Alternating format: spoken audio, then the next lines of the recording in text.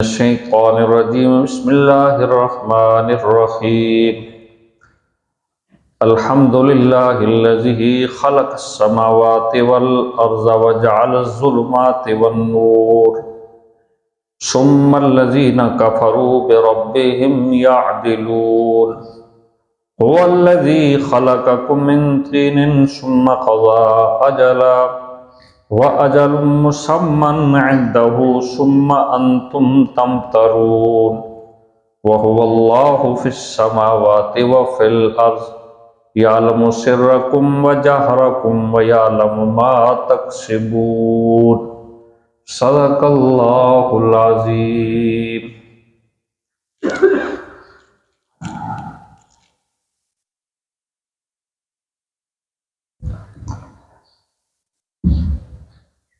سورت کی فضیلت اور خصوصیت آپ نے کل سنی کہ جو بندہ پوری سورت کو روزانہ پڑھنے کا معمول بنائے، اللہ تعالیٰ اس بندے کو جہنم کی آگ سے دور رکھے۔ اس کی 3 آیتوں کی تلاوت کا معمول بنائے، یہ جو اب تلاوت کی یہ پہلی 3 آیتیں ہیں، معمول بنائے، وظیفہ پڑھے۔ اللہ تعالیٰ صبح اور شام فرشتوں کی ڈیوٹی لگا دیتے ہیں، اس کی جان، مال، عزت، آبرو، گھر اور مال کی حفاظت کرتے ہیں۔ اور یہ فرشتوں کی ڈیوٹی لگانا اللہ کے لیے کوئی مشکل نہیں ہے۔ ہر بارش کے قطرے کے ساتھ ایک فرشتہ آتا ہے، ہر بارش کے قطرے کے ساتھ ایک رحمت کا فرشتہ ساتھ آتا ہے۔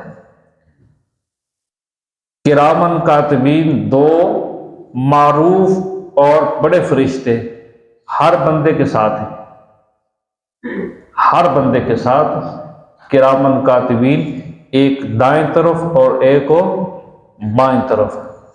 پوری دنیا کے اندر انسانوں کی تعداد کم و بیش 8 ارب ہے۔ کتنی ہے جی؟ 8 ارب اگر انسان دنیا میں رہتے ہیں تو 16 ارب تو صرف دائیں اور بائیں کندھوں پہ بیٹھنے والے کرامن کاتبین فرشتے ہو گئے۔ تو اللہ تعالیٰ کے لیے کوئی مشکل نہیں ہے کہ ہماری حفاظت کے لیے 2 اور فرشتے مقرر کر دیں۔ اس لیے فرمایا جو پہلی 3 آیتوں کو پڑھتا ہے تو اللہ تعالیٰ اس کی جان، مال، عزت، آبرو، ایمان اور مال کی حفاظت فرماتے ہیں۔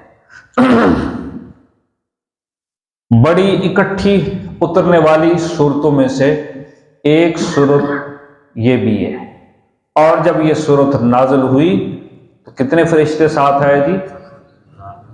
ماشاءاللہ ماشاءاللہ۔ یہ تھوڑا سا تکرار یہ آپ کے توجہ سبق کی طرف ہونے کا ثبوت ہے کہ جبرائیل علیہ السلام کی قیادت میں 70,000 فرشتے اس صورت کو لے کر نازل ہوئے۔ اچھا، فرشتے رب کی تسبیح اور تحمید پڑھ رہے تھے۔ سورت کی ابتدا میں بھی تو یہی ہے نا، الحمدللہ الذی خلق السماوات والارض وجعل الظلمات والنور۔ تسبیح تو یہ بھی ہے، فرشتے بھی تسبیح کر رہے تھے۔ نبی پاک صلی اللہ علیہ وسلم نے 70,000 فرشتوں کی جب تسبیح کو سنا تو آپ صلی اللہ علیہ وسلم بھی سجدے میں پڑھ کے رب کی حمدیں، رب کی ثنائیں اور رب کی تعریفیں شروع کر دیں۔ سورت کا مختصر ترین خلاصہ جو آپ نے یاد رکھنا ہے، مختصر ترین خلاصہ جو آپ نے یاد رکھنا ہے، آپ کی ذہنی استطاعت کے مطابق میں انگلیوں پہ گنوں گا اور آسان عام فام جو آپ کو یاد رہ سکے۔ سورت کے 2 حصے ہیں۔ کتنے حصے جی؟ 2 حصے۔ پہلا حصہ ابتدائی سورت سے لے کر آیت نمبر 117 تک، دوسرا حصہ وہاں سے لے کر آیت نمبر 153 تک۔ سورت کے کتنے حصے ہو گئے جی؟ مضامین کے اعتبار سے سورت کو حصوں میں تقسیم کیا ہے تو وہ حصے ہو گئے 2۔ پہلا حصہ آیت نمبر 1 سے آیت نمبر 117 تک، دوسرا آیت نمبر 118 سے لے کر آیت نمبر 153 تک۔ پہلے حصے میں اللہ پاک نے شرک اعتقادی کو جب بیان کیا تو دلائل کے ذریعے بیان کیا، اور ان دلائل کو اللہ تعالیٰ نے کل دلیلیں بیان کی 17۔ کتنی دلیلیں بیان کی جی؟ 17، جن میں سے 11 کا تعلق عقل کے ساتھ ہے، جن کو ہم کہیں گے دلیل عقلی۔ 11 دلیل عقلی، 2 دلیل نقلی، نقل از انبیاء، نقل از انبیاء یا نقل از کتب سابقہ۔ تورات نے بھی یہی بیان کیا، موسیٰ علیہ السلام کی بھی یہی تعلیم تھی، ابراہیم علیہ السلام کی بھی یہی تعلیم تھی۔ اس کو کہا جاتا ہے نقل۔ اور 3 دلیل وحی، یہ پہلے حصے میں اللہ پاک نے بیان کیا، اور دوسرے حصے میں اللہ پاک نے شرک فعلی کو بیان کیا۔ گائے پیدا کرنے والا میں تو ذبح بھی میرے نام کی ہو، بکرا پیدا کرنے والا میں تو ذبح بھی خالص ہو میرے نام پہ ہو، زمین کا اناج، گندم، فصل، بیج یہ پیدا کرنے والا میں تو یہ تقسیم بھی میرے نام کا ہونا چاہیے۔ یہ دوسرا مضمون اللہ پاک نے دوسرے حصے میں بیان کیا، اور آخر میں نبی پاک صلی اللہ علیہ وسلم سے 3 اعلان کروائے۔ کتنے اعلان جی؟ 3 اعلان کروائے اتمام حجت کے طور پر۔ کیا فرمایا؟ قل اننی ہدانی ربی الی صراط مستقیم۔ لوگوں، صراط مستقیم نماز میں مانگتے ہو اہدنا الصراط المستقیم، تو پھر اننی ہدانی ربی الی صراط مستقیم، وہ صراط مستقیم رب نے مجھے بتا دیا ہے، میری اقتداء کرو، میری اطاعت کرو، میرے پیچھے پیچھے چلو، تم گمراہیوں سے دور چلے جاؤ گے اور صراط مستقیم پالو گے۔ یہ پہلا اعلان۔ دوسرا اعلان، ان صلاتی و نسکی و محیای و مماتی للہ رب العالمین۔ میری نماز، میرا روزہ، میری قربانی، میرا جینا اور میرا مرنا، یہ سب کس کے لیے ہے؟ اللہ کے لیے، لا شریک لہ، اس کا کوئی شریک ہو نہیں۔ اور تیسرا اعلان، قل غیر اللہ ابغی ربا۔ مذاکراتی ٹیم، تم آ کر مجھے توحید کے معاملے میں لچک دکھانے کا کہتے ہو، سن لو، غیر اللہ ابغی ربا، تم مجھ سے یہ توقع رکھتے ہو کہ میں رب کے علاوہ کسی اور کو الہ اور معبود مان لوں، ایسی قطعاً مجھ سے امیدیں وابستہ نہ رکھنا۔ اور پھر اسی صورت میں 7 شبہات کے جواب ہیں، 7 طریقہ ہے تبلیغ۔ تبلیغ کا طریقہ کیا ہوتا ہے؟ یہ مختصر سا شروع کا خلاصہ تھا جو میں نے آپ کے سامنے بیان کیا۔ اب ذرا آتے ہیں ترجمے کی طرف، توجہ آپ کی ہونی چاہیے۔ کل درس کے بعد ہمارے پرانے درس کے شریکوں میں سے چودھری اصغر صاحب کہنے لگے جی آپ ہمیں صرف بھی پڑھائیں، 14 سیغے بھی پڑھائیں تاکہ ہمیں صحیح لطف آئے ترجمہ پڑھنے کا۔ میں نے کہا حق تو باقی اس وقت ادا ہوتا ہے بندے کو صرف اور نحو سے کچھ نہ کچھ مناسبت ہو، لیکن اگر کسی نے صرف نحو نہ بھی پڑھی ہو تو بھی قرآن ایک ایسی کتاب ہے، عام بندہ بھی اگر بیٹھ جائے صرف نحو سے واقف ہو نہ بھی ہو تو پھر بھی وہ فائدے سے خالی نہیں۔ الحمدللہ۔ سورت کا نام کیا ہے جی؟ سورہ، ہاں جی، انعام نہیں ہے، سورت کا نام ہے سورہ انعام۔ انعام عربی کے اندر چوپائے کو کہتے ہیں، تو نام کی وجہ سے یہ بات پتہ چل رہی ہے اس صورت میں اللہ پاک نے وہ جانور ذکر کیے جو جانور حلال ہیں اور جو جانور حرام ہیں، اور کون کون سے جانور وہ ہیں جن کو اللہ کے نام پہ ذبح کیا جا سکتا ہے، اور غیر اللہ کے نام پہ کوئی جانور بھی ذبح کرنے کی اجازت تو نہیں ہے۔ یہ مسئلہ اس صورت کے اندر اللہ پاک نے بیان کیا۔ بسم اللہ الرحمن الرحیم، الحمدللہ، تمام تعریفیں اللہ کے لیے۔ کیا معنی ہے جی؟ تمام تعریفیں اللہ کے لیے۔ یہ ترجمہ جو میں نے کیا یہ جمہور مفسرین کا ترجمہ ہے۔ تمام تعریفیں، سب تعریفیں اللہ کے لیے۔ یہ جمہور یعنی سارے مفسرین نے یہ ترجمہ کیا۔ اس ترجمے پہ ایک اعتراض ہوتا ہے۔ اعتراض کیا ہوتا ہے؟ اعتراض یہ ہوتا ہے کہ آپ سورۃ الفاتحہ کا یا الحمدللہ کا ترجمہ کر رہے ہیں سب تعریفیں اللہ کے لیے۔ سب تعریفیں کس کے لیے؟ اللہ کے لیے۔ تعریف تو مخلوق کی بھی کی جاتی ہے۔ اللہ نے خود اپنے نبیوں کی تعریف نہیں کی؟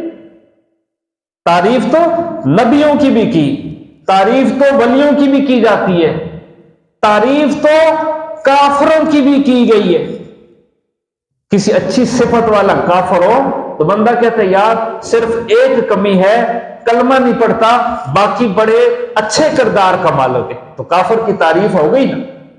حاتم طائی عیسائی تھا لیکن اس کی سخاوت کے چرچے آج بھی زبان زد عام ہیں۔ تو پھر یہ ترجمہ کہ تمام تعریفیں اللہ کے لیے یہ درست تو نہ ہوا، تعریفیں تو مخلوق کی بھی کی جا رہی ہیں۔ تو وہ مفسرین پھر اس کے دو جواب دیتے ہیں۔ دو جواب دیتے ہیں۔ پہلا جواب، تمام تعریفیں اللہ کے لیے۔ اچھا، جو مخلوق کی تعریف کی جاتی ہے، کہتے ہیں مخلوق کی تعریف بھی اصل میں خالق ہی کی تعریف ہے۔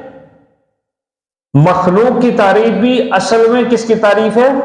خالق ہی کی تعریف ہے۔ نبیوں کی بندہ تعریف کرتا ہے تو نبیوں کو پیدا کرنے والا کون ہے؟ اللہ۔ نبیوں میں یہ اچھی صفات رکھنے والا کون ہے؟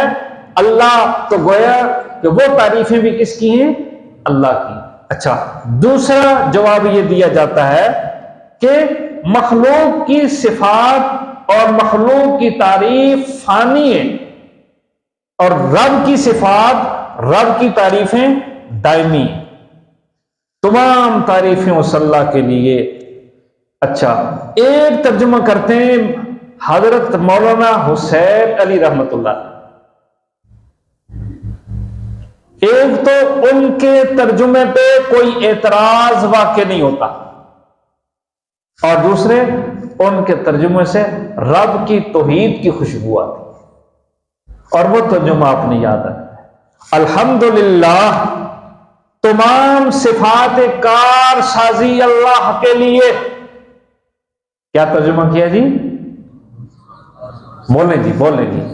تمام صفات کار سازی، ہر صفت نہیں، ہر تعریف نہیں، ہر خوبی نہیں، وہ صفت، وہ تعریف، وہ خوبی جو خاص ہے واسطے اللہ کے لیے۔ الوہیت والی صفات، ربوبیت والی صفات، جو صفتیں خالص ہیں اللہ کے لیے، اللہ وہ ساری تعریفیں تیرے لیے۔ کون سی؟ صفات الوہیت، خالق ہونا، مالک ہونا، رازق ہونا، محیی ہونا، ممیت ہونا، مدبر ہونا، کار ساز ہونا، داتا ہونا، گنج بخش ہونا، یہ ساری رب کی صفتیں ہیں، اور ان رب کی صفتوں میں کوئی بھی شریک ہو نہیں ہے، یہ سجتی ہیں صرف اور صرف رب کے ساتھ۔ مخلوق کوئی بندہ مل کر اللہ کہتا ہے میں نے تو اتنا کچھ پیدا کیا، ساری مخلوق مل کر ایک مکھی بھی پیدا نہیں کر سکتی، تو پھر اللہ تخلیق میں اکیلا ہوا یا نہ ہوا؟ اللہ کی صفت میں کوئی شریک تو پھر وہ نہیں ہو سکتا۔ تو بس یہ ترجمہ آپ نے یاد رکھنا ہے کہ تمام صفات کار سازی، اللہ تیری جو صفت کار سازی ہے، تیری جو صفت الوہیت ہے، تیری ان صفتوں میں ہم مخلوق میں سے کسی کو شریک ہو نہیں مانیں گے۔ الحمدللہ یہ سورت کا دعویٰ ہے، یہ سورت کا دعویٰ ہے۔ قرآن پاک جب دعویٰ پیش کرتا ہے تو اس دعوے کو اللہ پاک زبردستی اور جبری نہیں منواتے۔ دنیا کی عدالتوں میں بندہ جاتا ہے، یہ زمین میری ہے، جج کے پاس کیس چلا گیا تو وہاں بندہ کہتا ہے ہاں بھائی آپ کہہ رہے یہ زمین کا ٹکڑا میرا ہے، تو دلیل آپ کے پاس کیا ہے؟ کاغذ کتنے، کاغذ کاٹ،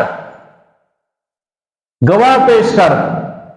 اللہ تعالیٰ نے کہا الحمدللہ تمام صفات کار سازی اللہ کے لیے، اللہ نے اس دعوے کو زبردستی اور جبری نہیں منوایا، دلائل کے زور پہ منوایا۔ اب آگے دلیلیں دی جا رہی ہیں۔ الحمدللہ تمام صفات کار سازی اس اللہ کے لیے، الذی خلق السماوات والارض، الذی خلق السماوات والارض، ساری حمدیں، ساری تعریفیں، ساری خوبیاں اللہ کے لیے۔ الذی اس لیے وہ اللہ خلق السماوات والارض جس نے پیدا کیا آسمانوں کو، والارض اور زمین کو۔ زمین اور آسمانوں کو پیدا کرنے والا کون؟ اللہ۔ اور اللہ کی اس صفت میں کوئی بھی کائنات میں شریک ہو نہیں ہے۔ وجعل الظلمات والنور، اور بنائے اس نے ظلمات اندھیرے، گمراہیاں، والنور اور روشنی۔ ظلمات جمع کا صیغہ استعمال کیا اور نور واحد کا صیغہ استعمال کیا، معلوم ہوا گمراہیاں بہت ہیں، ضلالت بہت زیادہ ہے، اور نور ہدایت، نور توحید، وہ صرف اور صرف صراط مستقیم، وہ ایک ہی ہے۔ جعل الظلمات والنور، تمام تعریفیں اللہ کے لیے۔ میں پھر پڑھ رہا ہوں، تمام تعریفیں کس کے لیے؟ اللہ کے لیے۔ دلیل اس لیے کہ خلق السماوات والارض، پیدا کیا اس نے آسمانوں کو اور زمین کو، اور بنائے اس نے اندھیرے اور روشنیاں۔ اتنی واضح دلیل سن کر پھر بھی رب کے ساتھ اوروں کو برابر کرتے ہیں۔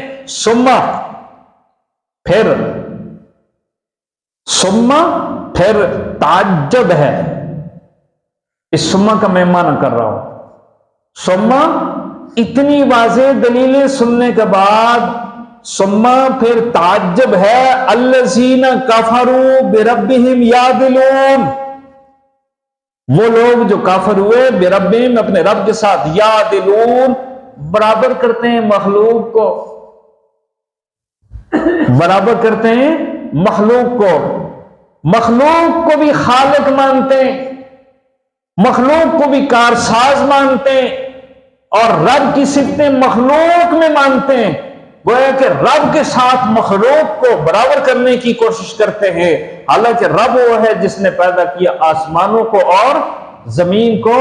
رب کی اس صفت میں کائنات میں کوئی بھی شریک ہو نہیں۔ اور اللہ پاک نے اس طرح ایک نہیں کئی مقامات پر اس عنوان کو بیان کیا۔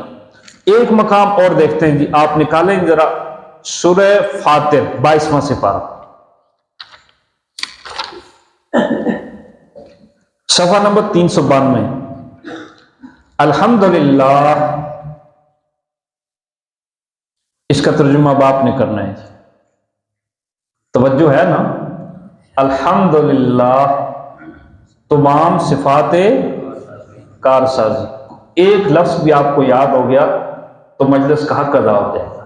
الحمدللہ تمام صفات کارسازی، للہ، ہا سے واسطے اللہ کے لیے، یہ دعویٰ ہو گیا، یہ دعویٰ ہے۔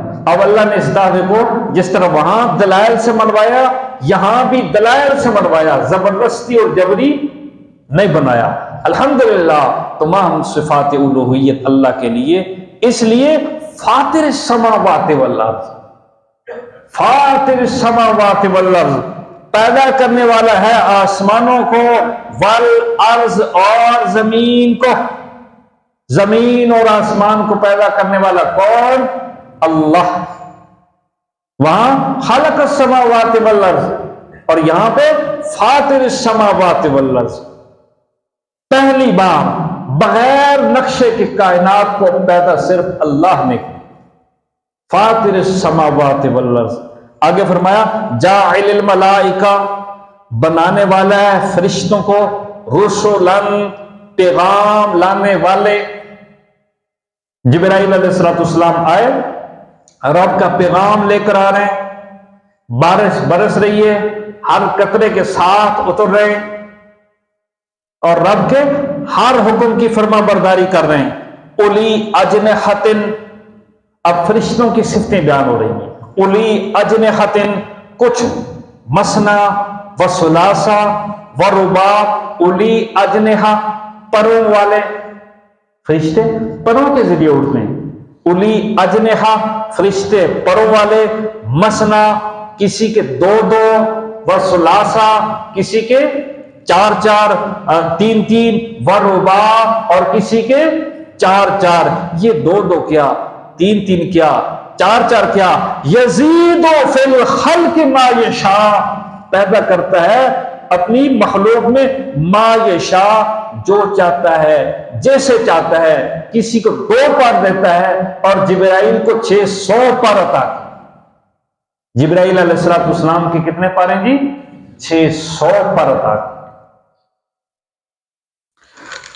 ان اللہ علی کل شیء قدیر، بے شک اللہ ہر چیز پر ہو قادر ہے۔ اگلی آیت بڑی عجیب ہے۔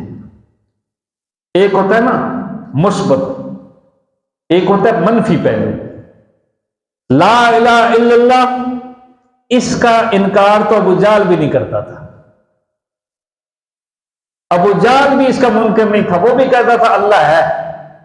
ابو جہل کو بھی اگر اختلاف تھا تو اگلے جملے سے تھا الا اللہ، اللہ کے علاوہ اور کوئی بھی نہیں، کہتا تھا نہیں یہ ضرب ذرا کم لگاؤ، ہمارے ہیں کچھ اور۔ اللہ فرماتے ہیں ما یفتح اللہ للناس۔ سب سے پہلے اس آیت کی فضیلت سناؤں آپ کو۔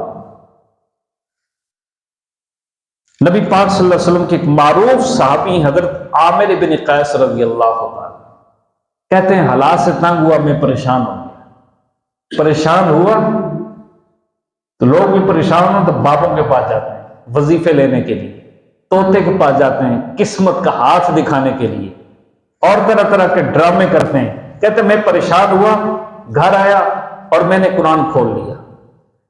مالی اعتبار سے بھی پریشانیاں تھیں، گھریلو بیماریاں بھی تھیں، اور کافی سارے مسائل تھے، میں ان پریشانیوں میں گرا ہوا تھا۔ میں نے رب کا قرآن کھول لیا، اور جب رب کا قرآن کھولا، قرآن پاک کی 4 آیتیں پڑھی تو مجھے سکون آ گیا، اور فرمانے لگے میرے گھر کے حالات بھی اچھے ہو گئے، رزق بھی وافر ملنے لگا، اور میری پریشانیاں بھی ختم ہو گئی، اور میرا ایمان بھی مستحکم اور مضبوط ہو گیا کہ کائنات میں جو کچھ ہو رہا ہے سب کچھ اللہ کے حکم سے ہو رہا ہے، اللہ کے حکم کے بغیر کائنات میں ایک پتہ بھی نہیں ہلتا۔ ان میں سے ایک پہلی آیت یہ ہے ما یفتح اللہ للناس من رحمت، ما یفتح اللہ للناس من رحمت، جس کے لیے کھول دے اللہ رحمت کے دروازے۔ اللہ اکبر، آیت کا وزن دیکھا آپ نے؟ ما یفتح اللہ، فتح یفتح کیا معنی ہوتا ہے؟ کھولنا۔ انا فتحنا لک فتحا قریبا، یہ فتح اسی سے۔ ما یفتح اللہ للناس، جس کے لیے کھول دے اللہ تعالیٰ لوگوں کے لیے من رحمت، اپنی رحمت کے دروازے، فلا ممسک لہا، رب کی اس رحمت کو، رب کی اس رحمت کے دروازے کو لا ممسک لہا، کوئی بند نہیں کر سکتا۔ ہاتھ آ کے دکھاتے ہیں، اوہو بندش ہوئی۔ اچھا بندش کی کس نے جی؟ بندش کی کس نے؟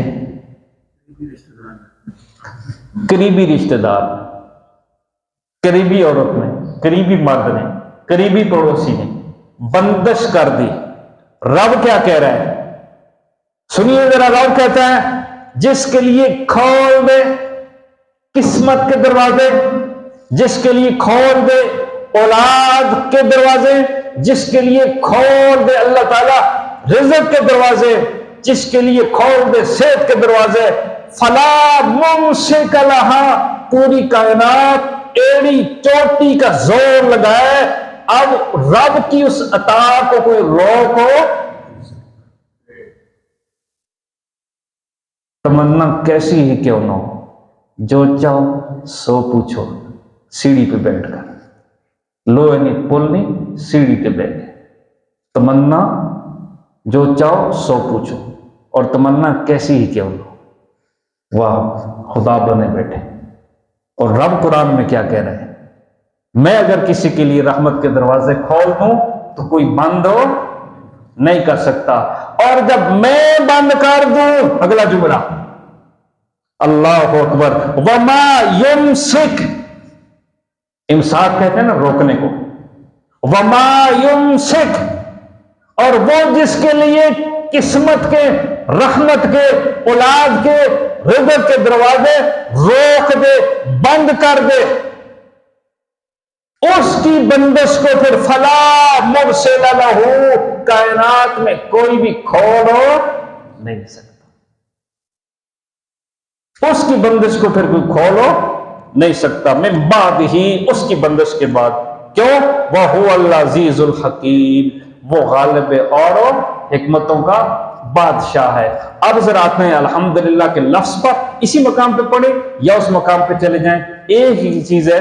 دعویٰ کیا ہے؟ الحمدللہ، ترجمہ وہ کرنا ہے جو میں نے بتایا، تمام صفات کار سازی اللہ کے لیے، یہ دعویٰ ہے۔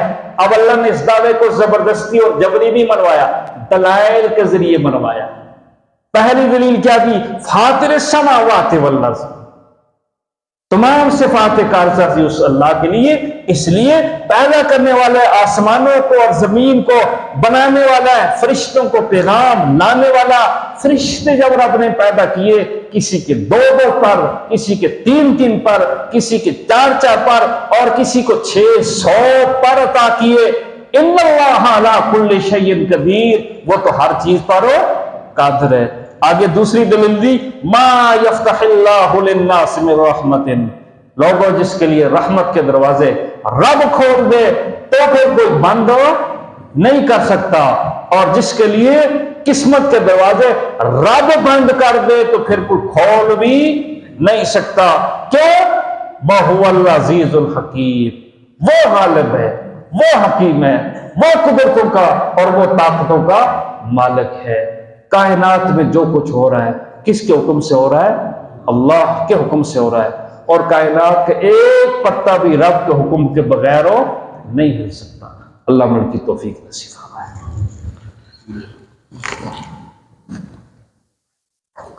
الحمدللہ رب العالمین والعاقبۃ للمتقین، والصلاۃ والسلام علی اشرف الانبیاء والمرسلین وعلی آلہ واصحابہ اجمعین۔ اللہ جو کا عاشران کی توفیق نصیب فرما، عقیدہ توحید سیکھنے کی، سمجھنے کی، عمل میں لانے کی توفیق نصیب فرما۔ اللہ اسی بھی استقامت نصیب فرما دے۔ عقیدے میں جو ڈگمگاہٹ ہے اللہ یہ ختم فرما دے۔ مولا کریم آپ ہی سب کچھ کرنے والے ہیں، آپ کی ذات پہ ہمارا یقین کامل ہو جائے، اس کے لیے آپ کی کتاب ہے، اللہ اس کتاب کو سیکھنے کی، سمجھنے کی اور پھر عمل میں لانے کی توفیق نصیب فرما دے۔